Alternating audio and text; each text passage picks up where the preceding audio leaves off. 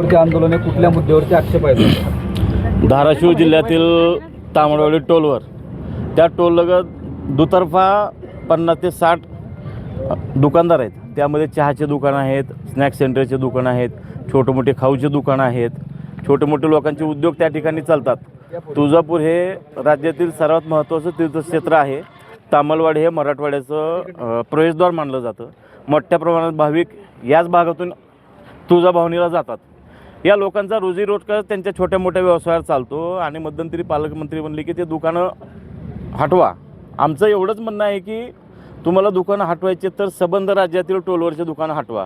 आणि दुकानं हटवायचा अधिकारच येत नाही, कारण की ते स्वतःसुद्धा ते जागेचे मालक आहेत ते, आणि ते काही रस्त्यावर बसलेले नाहीत, त्यांच्या रोजीरोटीसाठी बसलेले आहेत. ह्या सरकारनं 2 कोटी वर्षाला नोकऱ्या देतो म्हणून घोषणा केली होती केंद्र सरकारनं आणि राज्य सरकारनं.